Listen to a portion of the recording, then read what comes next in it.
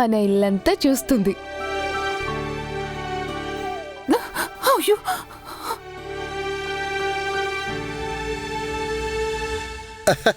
చూడమ్మా, బాగా చూడు. ఇన్నాళ్ళు నువ్వు దూరం అయిపోయిన ఇల్లు, నిన్ను దగ్గర చేసుకోలేని ఇల్లు, నిన్ను పోగొట్టుకున్న ఇల్లు, దరిద్రపు కొట్టి ఇల్లు. అలా అనకండి నాన్న. ఇది ఇప్పుడు నాకు నా గుడి లాంటిది. ఇది పుట్టిల్లని అక్క చెప్తుంది నాన్న. అవునమ్మా, ఎంతైనా మేము చెడ్డవాళ్ళం. నువ్వు మంచిదానివి కాబట్టి నీకంతా మంచే అనిపిస్తుంది. కానీ మంచివాడికి ఇది కాలం కాదు తల్లి. అమ్మా బాగి, అక్క ఇంకా ఏమంటుందమ్మా? నానా, మీ ఇద్దరికి నేను కమ్యూనికేట్ చేయలేకపోతున్నాను నానా.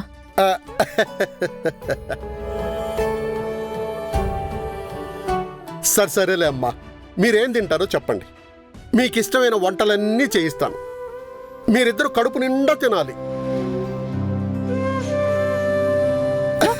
ఏమే, పిల్లలకి ఇష్టమైన పిండి వంటలన్నీ చెయ్యి. రాకరాకొచ్చారు.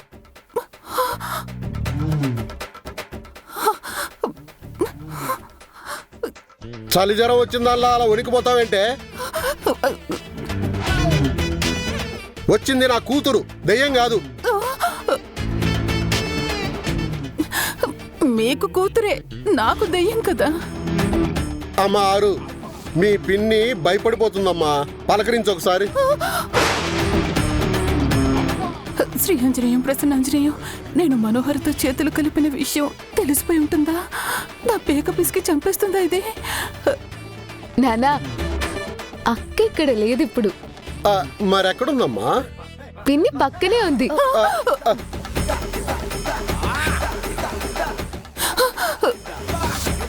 అమ్మా, అరుంధతి, అరుంధతి, నీకు దండం పెడతానమ్మా. నన్ను మాత్రం ఏం చేయకమ్మా. నాకే సంబంధం లేదు తల్లు.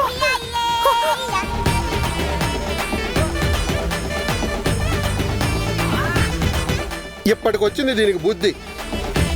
ఈ బుద్ధి ముందే ఉండుంటే బాగుండేదిగా. జరిగిపోయిన వాటి గురించి ఇప్పుడెందుకు నాన్న? అక్క గతాన్ని వదిలేయమంటుంది నాన్న. అంతేలే అమ్మా, పోయింది తిరిగి వస్తుందా చెప్పు. మీరేం తింటారో చెప్పండి అమ్మా. మీ పిన్నితో చేయిస్తాను. నా చేతులతో నేను తినిపిస్తాను. నాకు తినే అదృష్టం లేదు నాన్న. మీరు తింటూ ఉంటే నేను చూసి ఆనందిస్తాను. మనం తింటుంటే అక్క చూస్తూ సంతోషిస్తుంది అని చెప్తుంది నాన్న. అలాగే తల్లి. ఏమే, ఇంకా వణికింది భయపడింది చాలు గాని వచ్చి వంటలు మొదలుపెట్టు. అమ్మ బాగి, అక్కెక్కడుందో చూసి మీరిద్దరు ఈ మంచం మీద కూర్చోండి అమ్మా. ఈ లోపల వంటలు రెడీ అవుతాయి. అలాగే నాన్న. తీసుకెళ్ళమ్మా. రా అక్క, కూర్చో.